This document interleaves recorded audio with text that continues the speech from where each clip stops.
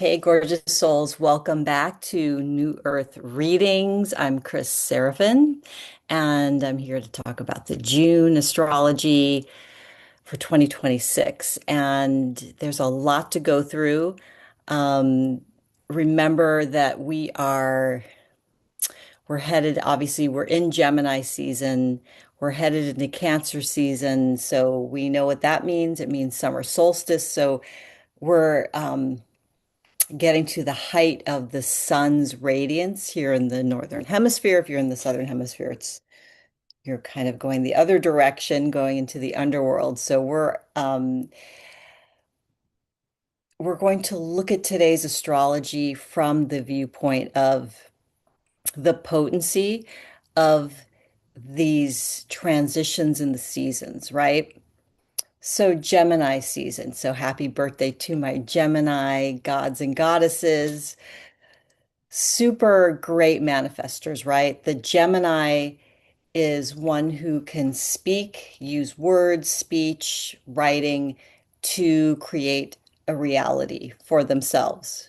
They're great manifestors. So we can learn so much from the energy of Gemini because we all have Gemini in our chart. I have Gemini in my fourth house, which is the house of home foundations, and that's where my moon is. So I pay attention a lot during Gemini season. And my hat, it's a little big on me. It's kind of, I don't remember. It's like, can your head shrink? It probably can. I'm just kidding. Um, Anyways, if it's your first time here, welcome. I'm so excited to be bringing you into my world of how I work with astrology, which is very multi-layered. And yeah, please subscribe, hit the like button if you love what you're learning here and what you're experiencing with me today. Wonderful.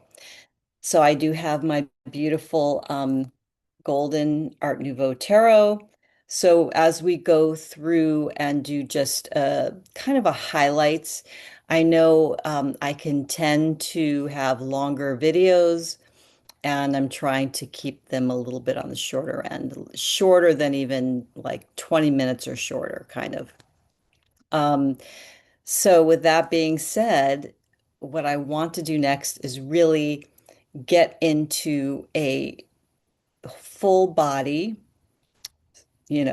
regulation exercise, okay?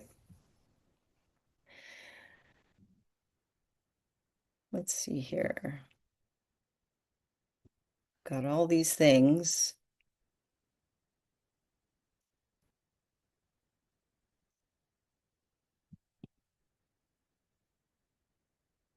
telling you. It's like it's so funny with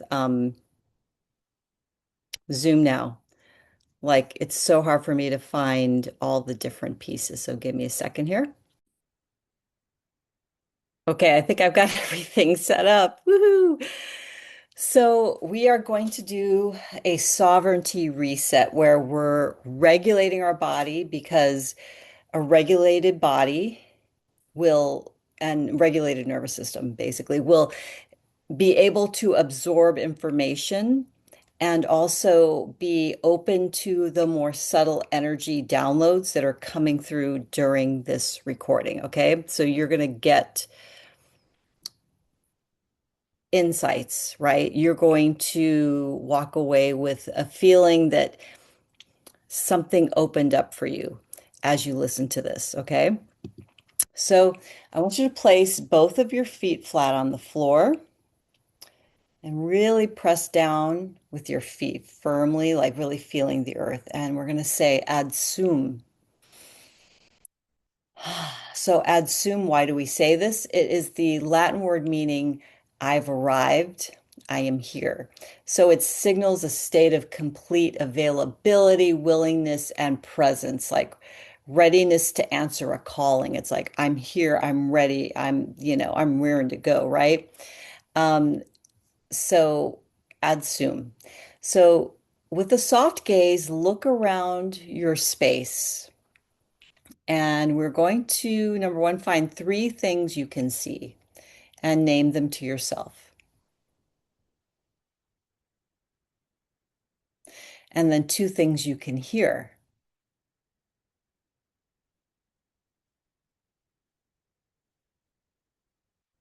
and then one sensation in your body.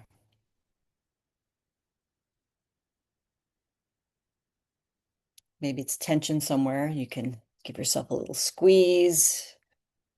Perfect. So we're going to do one hand on your heart and the other hand at the back of your neck. And I want you to inhale slowly for 4 counts. So you could even close your eyes for a moment and inhale for 1, 2, 3, 4. Hold for a moment and exhale out your mouth slowly for 6 counts. So don't let it all out at once. So that slow exhale that's longer than the inhale, it signals to your body we are in parasympathetic mode. And say to yourself, my body is safe. Great. Now with your eyes closed, say to yourself, I am truth. I am activated and attuned. I am. Ad sum. So a quick note on the significance of hand on the heart and hand on the back of the neck. You could have your hands now just in your lap, relaxing with palms up.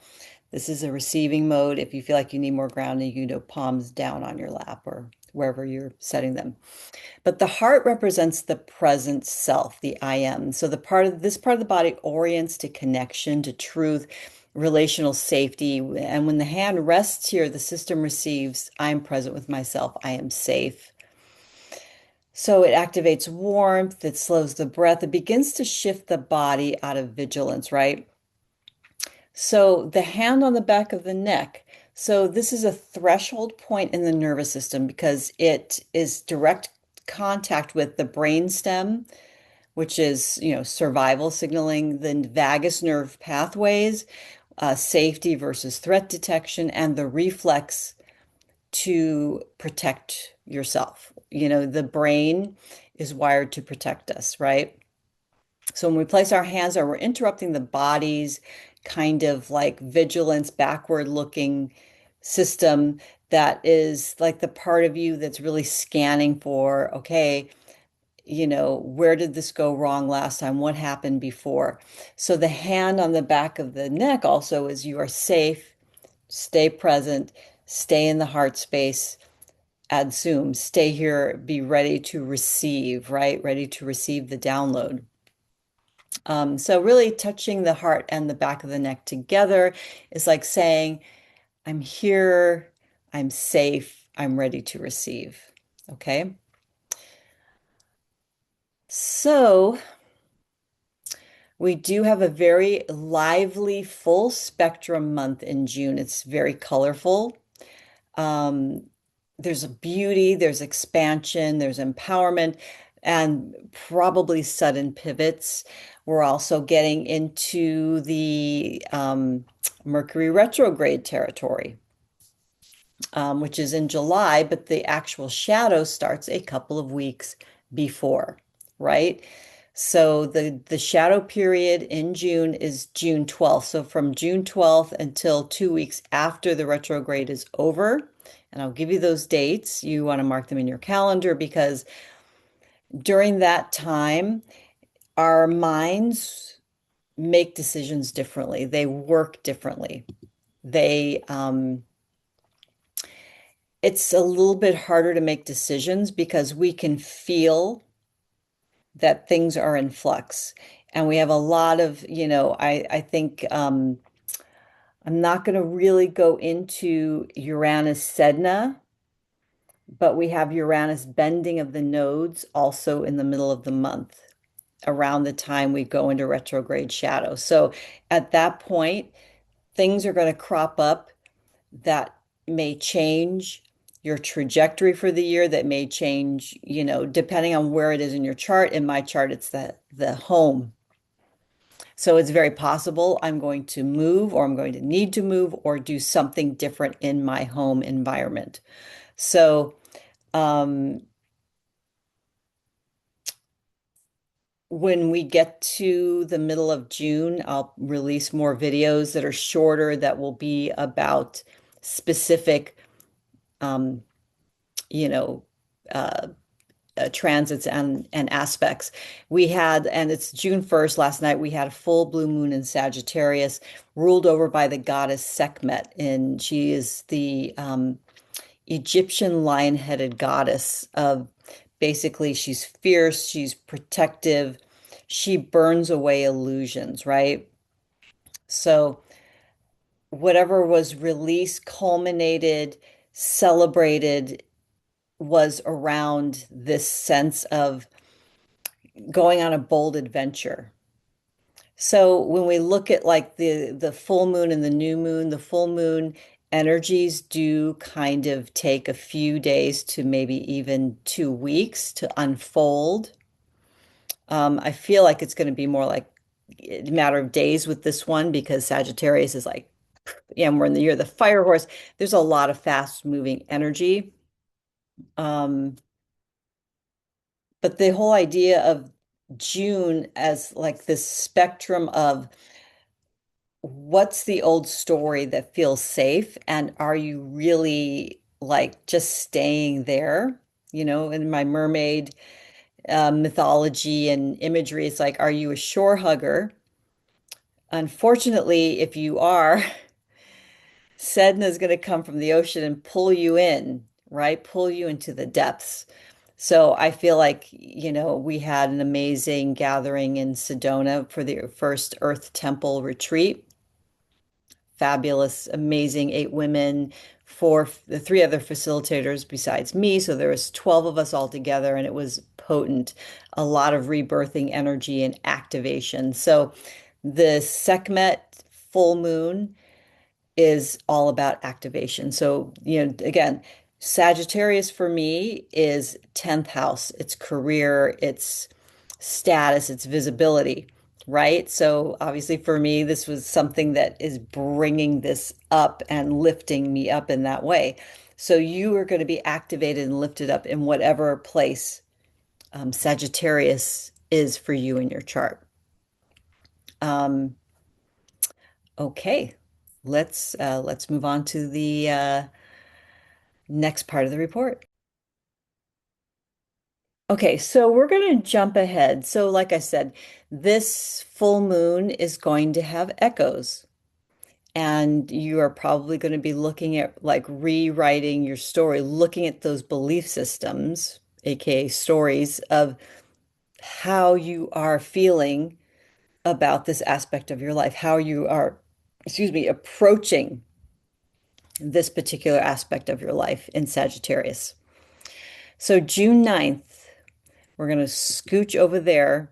We have Venus conjunct Jupiter in Cancer. Now, this is a beautiful um, joining of Venus and Jupiter. So, anytime we have Venus conjunct one of the planets, there is a softer, more lush, more especially in Cancer, I mean, obviously it's going to be flavored by the element and the character of the sign that she is in.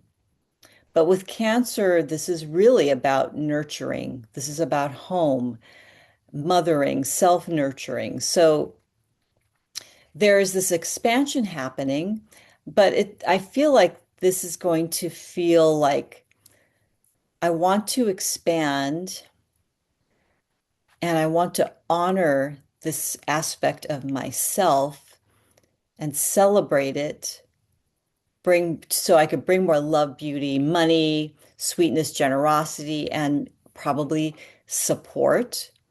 And Cancer, it would be definitely emotional support, having that special person in your life, friend, um, mothering figure, right? This is going to be very, it could activate maybe some beautiful energy around mother and mother figures in your life.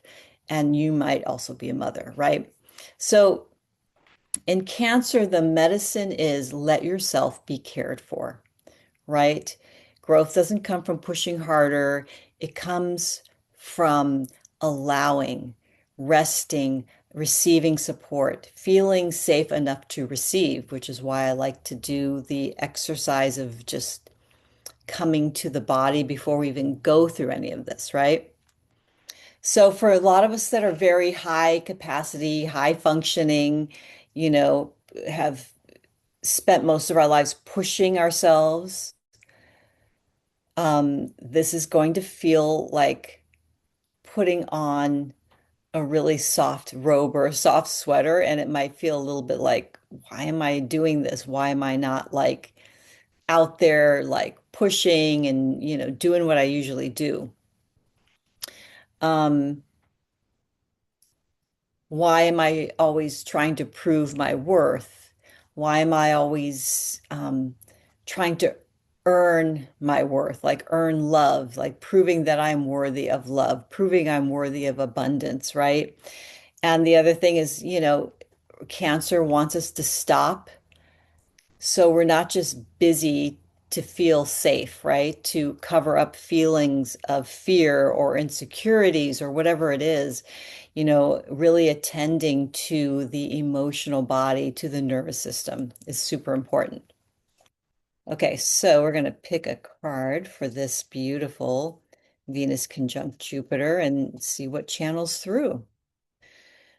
And asking our beautiful guides and angels and ascended masters to please guide us about this June 9th conjunction. Interesting. We have the Hermit card.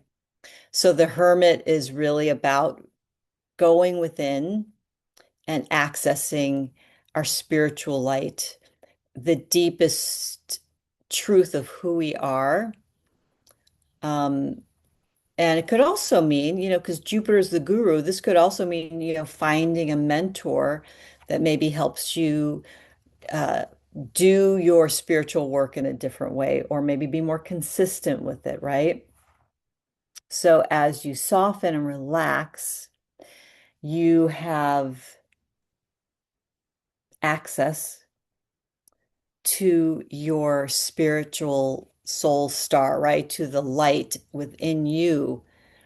So really accessing that first, because see, he's looking at his own light in the lantern before he shines it out and opens it up to the rest of the world. Okay. Um, Beautiful. So, can I receive support without trying to earn it first? Can I go to my spirit team first? I mean, maybe this is what's saying is that the kind of support you need right now, even if it's emotional, whatever's coming up, is access to your higher self, access to the divine, really accessing that aspect first before going into the outer world and getting support in whatever ways you need, okay? All right, let's go to the next one, June 12th. Okay, so this is what I was talking about earlier. So right around the time we go into Mercury retrograde shadow, we have the Uranus square the lunar nodes. So Uranus in Gemini squaring the North Node in Pisces and the South Node in Libra.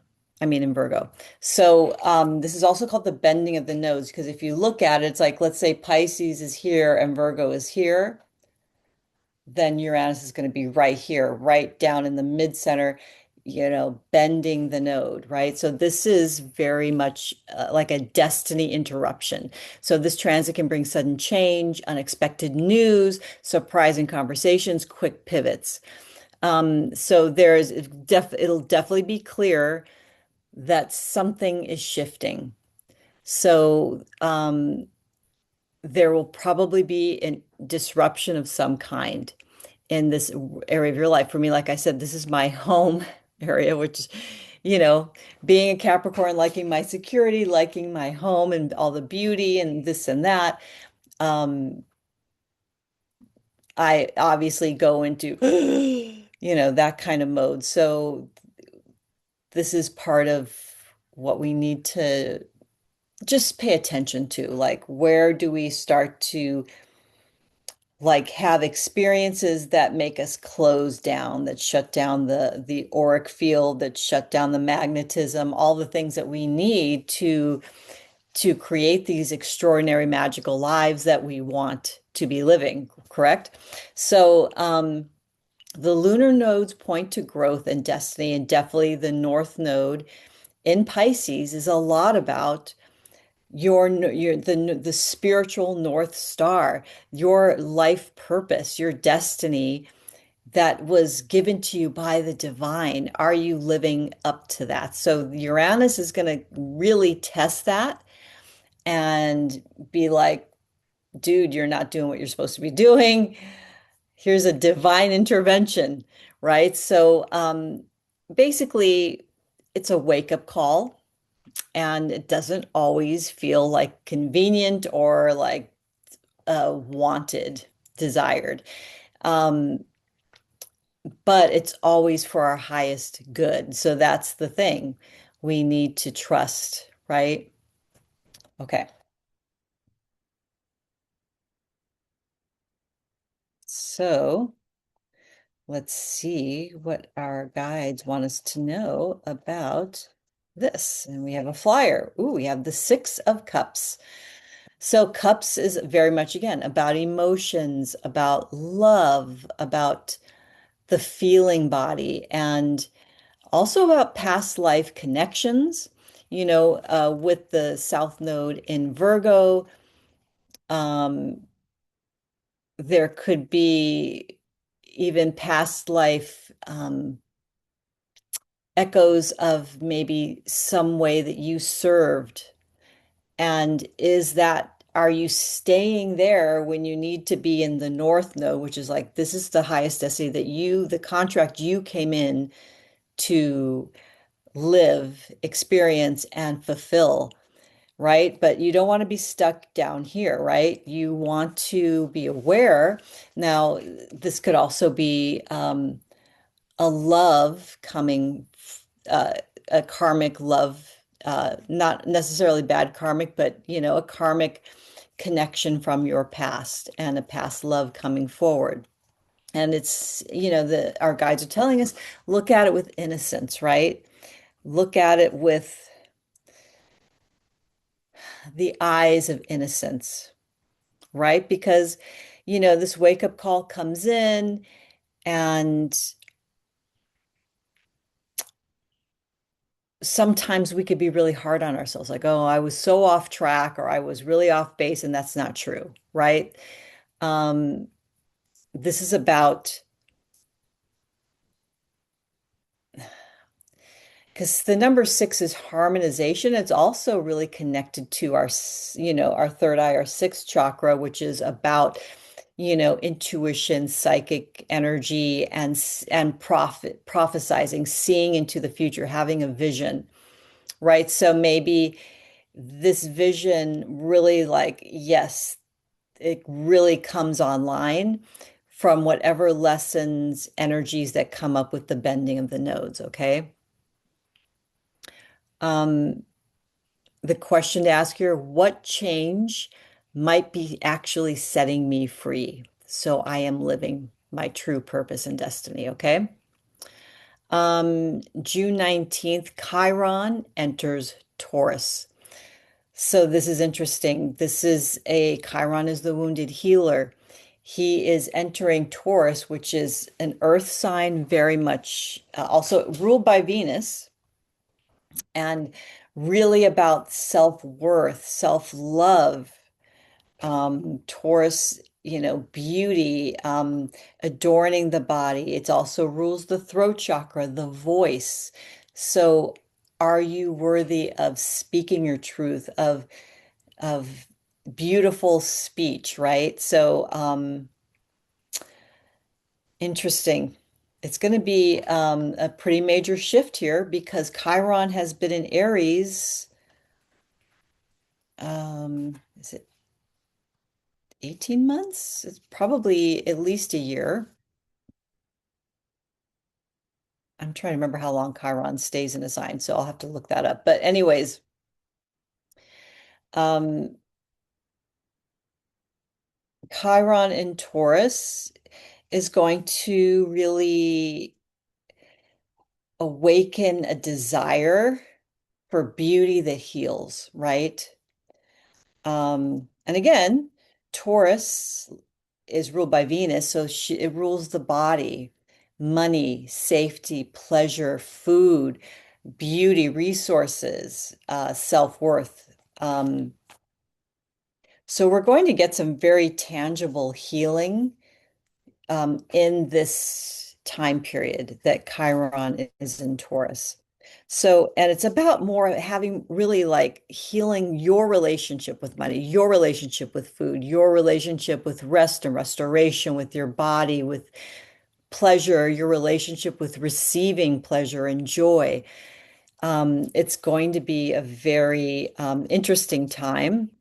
And uh, so if you are a Taurus, um, rising or sun or moon, you're definitely going to be having a major shift here, a major healing over the next at least 2 years, right? Um, if you're like, say, it's been in Aries, and my natal Chiron is in Aries, so that's about healing leadership, right? Healing independence. Um, And it also had to do with diseases of the mind, the head, the throat, like anything up in the head, the teeth. Um, I have a lot of teeth stuff, so I can relate. But now we're moving into Taurus, so the whole body now is being like washed over with this energy of healing. So if you've been doing too much with that Chiron and Aries, and maybe you've also spent time, with mental and, healing, depression, anxiety. Um, the focus may change to a different part. Okay, let's see here. What do our guides want to know about June 19th and Chiron in Taurus?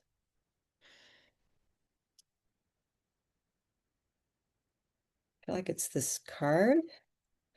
Ooh, the Three of Wands. So this is a card of expansion.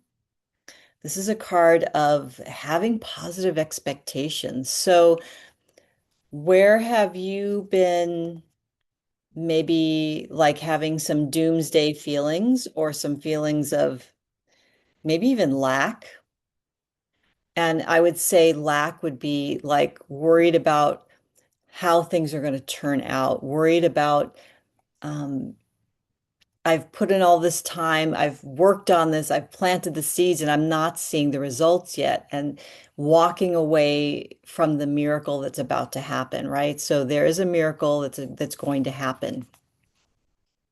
And this healing could be the miracle. It's sensory, it's embodied, right? It's very earthy. It's, with Aries, we can think differently. We could work on mindset. We could change and heal that way, but we don't heal the Taurus kinds of wounds that same way. We heal that by tending to the body and teaching it to feel safe, like starting with the basics, right? I feel like Taurus can be very just simple, right? Let pleasure become medicine. Let rest without guilt become medicine. Let slow amazing, delicious food and eating be medicine. Let the beauty that whatever, how you adorn yourself in your home, um, your gardening, let that be the medicine. So it's Beautiful, beautiful.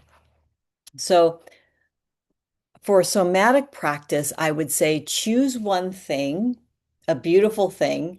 It could be something that maybe a beautiful piece of a beautiful silk dress that you have, or this crisp cotton shirt, or some beautiful rose essential oil. Maybe it's the feeling of ocean water on your skin, the taste of like a juicy, ripe piece of fruit, like exploding in your mouth, warm tea and how that's soothing and relaxing, the sun on your skin. Really, you want your body to learn, I do not have to exhaust myself to to prove I'm worthy, right? So worthiness is a big part of the healing that's coming for us in the next 2 years. Okay. So Mercury retrograde shadow is June 12th through the 29th in the sign of Cancer. So we have had, and Gary Caton is the astrologer who does a lot of this work around the cycles of Mercury in elements. So we have been in Mercury in a fire element for quite some time. And now we're moving into Mercury element water. So it's a different vibe. So we're communicating in, maybe able to communicate with our emotions more, communicate about our emotions, communicating in a way that is healing and magical. Um, there's a lot of healing energy, but there could also be overwhelm, um, psychic and emotional overwhelm with Mercury retrograde here. So we're going to probably go into deep emotions. Let's see, the actual retrograde is June 29th through July 23rd. Okay.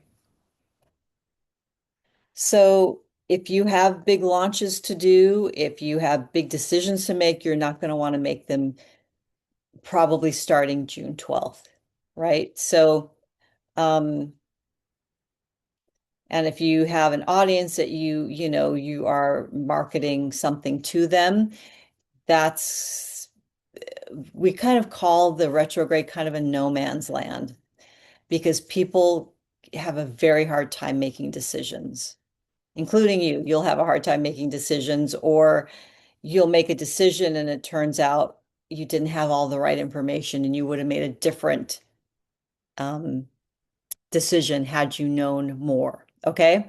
So that's the thing with the retrograde and the shadow.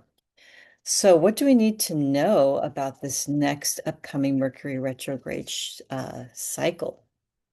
What do our guides want us to know? And again, thank you for being here.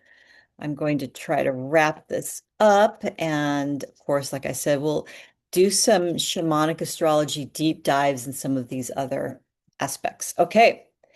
So for the Mercury retrograde, we have the Nine of Wands.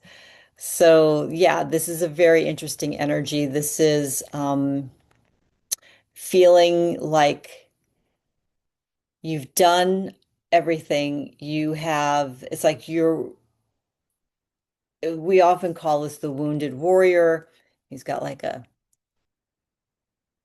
so he's been battling something. He has been like he's exhausted and taking a break before moving forward. This is the nine. It's like right before the end. So something that you've been trying to push through and maybe exhausting yourself physically, psychologically, mentally, something is exhausting you. So I feel like here the message might be don't give up. It might not be the right time now, but take a breath, take a rest, do as Chiron and Taurus tells us to do, and be in your body, take naps, go on a retreat, go to the beach for a day, like take a day off, right? This guy is like, he's just standing there like, okay, I'm like been through it. Now I am kind of waiting for more info. I feel like he's waiting for more information before like, okay, now I'm going to go charge forward, okay? Um, so breath work would be great to help with the nine of wands, breath work, and also taking a step back and doing something more joyful, right? Because he's not in a state of joy. And when we're not in a state of joy, it's really difficult to manifest. It's very difficult to even, you know, be in that state of like, oh, I'm doing my business or I'm doing my life and things are going great. It's like he's not feeling that way. It doesn't mean that that's the reality, right? It's just a feeling. And when you're that exhausted, your best move is to rest, sleep, yoga nidra, restorative yoga. Like, don't go into overstimulation, overwork, even overworking out. You want to decrease the cortisol in your system. You want to regulate your nervous system and just do things that make you smile, that make you feel happy. Okay. So there is some tension happening in this month. June 21st, 22nd, we have the summer solstice, winter solstice in the southern hemisphere. So my favorite time of the year, one of them is the summer solstice. It's just like you feel like, so that's like the maiden or the mother time of the year because it's Cancer. It's the Cancer season. So Cancerian is like, and we have all this Venus energy in Cancer too, which is beautiful. It's like all that love, all of that beauty, and just drinking it all in. So, really, like when you have those moments of like, oh shit, there's a pivot, oh shit, there's change, there's stuff I've got to do, there's things, there's um, people pushing me to make decisions and yada yada, all of that, you know. You need to step out of that and really take care of yourself this month. June 29th, Mars squares the nodes. So then we have Mars coming in to bend the nodes. So this is going to be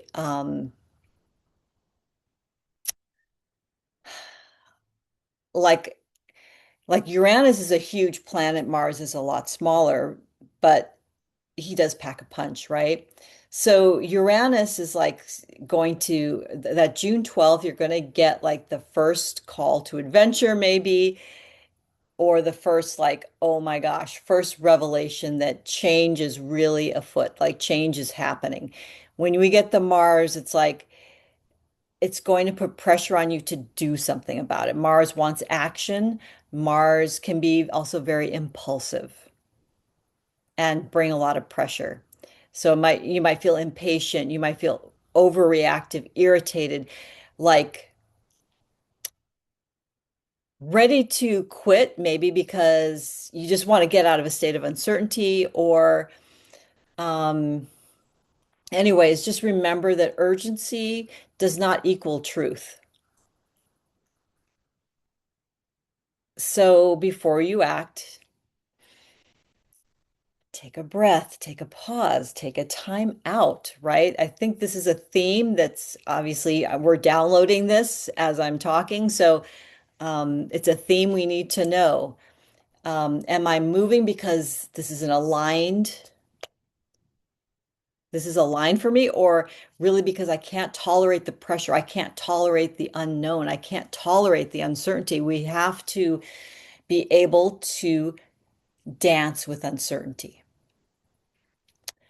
Okay, dance with uncertainty. That is the work for June. That's what I'm feeling like. It's a huge part of June. Dance with uncertainty, rest in beauty and lusciousness and that Taurus vibes, right? So we've got a lot of this Gemini, like whoosh, like lightning bolts coming down and redirecting things and bringing stuff into our consciousness that maybe we weren't aware of, or maybe it's an illusion is broken. But we don't necessarily need to take action right away. And, sometimes we do. So use your own discernment, really go into the sixth chakra, ajna, which means command center, right? And really start following your heart. And the only way to follow that part of you is to connect in, okay? Okay. I said I'd be done in a half hour. We'll see if I can do this. I have a feeling we're at just over a half hour. Okay, so Mars bending the nodes, Mars bending the nodes. What do we need to know? They're like, okay, we'll be fast. Seven of Pentacles, be patient. And this is a time of reevaluating he's planted his harvest. His harvest is still, it's coming. It will come in divine timing. So have a sense of divine timing, trust and trust. It's because it's not going to be clear. Things aren't going to land like, yay, it's done. Here, it's ready. It's like, is it done? Is it ready? Is it going to happen? What's going on? Okay, let's move on to June 29th. Jupiter enters Leo. So Jupiter has been in Cancer for about a year and a little more. Jupiter generally takes about 12 years to return to a sign. So this is the first time in 12 years we have Jupiter in Leo. So Leo, being on stage, being the performer, being in the spotlight, being adored, being worshipped, like all the good things, right? Jupiter might actually exaggerate this for the next year. But that part of your chart, your Leo chart, is going to expand. It's going to be lucky. It's going to grow. But also, Jupiter can overinflate. So remember to connect in and, to have some temperance, right? The temperance card, it's like that breath of, it's not like asking if you're too much, but with Leo, maybe it's not asking too much, but demanding too much. Leo can be like, I'm here, baby. Look at me. And I think that's beautiful. But that doesn't mean you push other people out of the way to be like, okay, I'm here. You all get the fuck out of the way. That's not what this is about. So, step into the spotlight with all of your beauty, your Taurian gorgeousness, your Cancerian sensitivity, and yeah, that Cancer has that subtle psychic knowing, right? That beyond just um, wisdom of experience, it's like I carry the wisdom of the stars, right? Cancer is also related to the star Sirius, and the Sirius is considered the spiritual sun, right? So that's what the summer solstice is all about. It's like the literal sun and the spiritual sun coming together and opening us up to this new dimension of reality that is very nurturing, loving, inclusive. So when Jupiter leaves Cancer and enters Leo, we can still have that um, Cancerian care for others and a adoration of others in the Leo sense without being like the spotlight hog, the person that everybody rolls their eyes, we know that person, right? So everybody knows a person like that. Someone who needs a lot of attention, someone who feels insecure, and instead of transmitting from their own joy, confidence, visibility, creativity. That's all Leo. Leo is beautiful energy for the next year that we can play in, right? It's very playful, it's romantic, it's self-expression, and we can maybe tend to go over the top. But just remember, if you're going to be a big show off and boast and brag, you're going to turn people off. And you also want to be seen without abandoning yourself, right? So the courage to take up space. It's a beautiful um, seed that we are planting in your Leo house. For me, that's my day-to-day life, my work, day-to-day work, my routine. So I feel like I'm going to get a whole new, like, fun, pleasurable routine, right? So can you let yourself be seen and still stay connected to yourself, connected to others in a loving way? And maybe giving other people grace because all of a sudden everybody's going to want to be in the spotlight and everybody's going to want to be visible. And maybe you're like, oh, this is making me feel like I want to be less visible. Don't.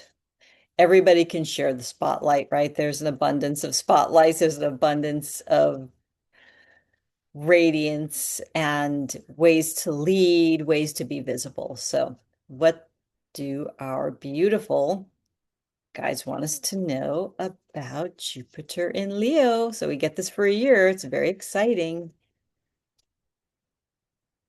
Okay. The Ten of Swords, not a very joyful card. So, if you are feeling like this, if you have to end, I'm hearing end relationships where maybe you haven't been allowed to step into your leadership, where people were like, no, I want to be leader. You stand over there in the shadow, right? I'm in the spotlight. You could stand in my shadow. Those kinds of people, those kinds of situations in your life are done. Ten of Swords, it's dead, done, over. Bury the body.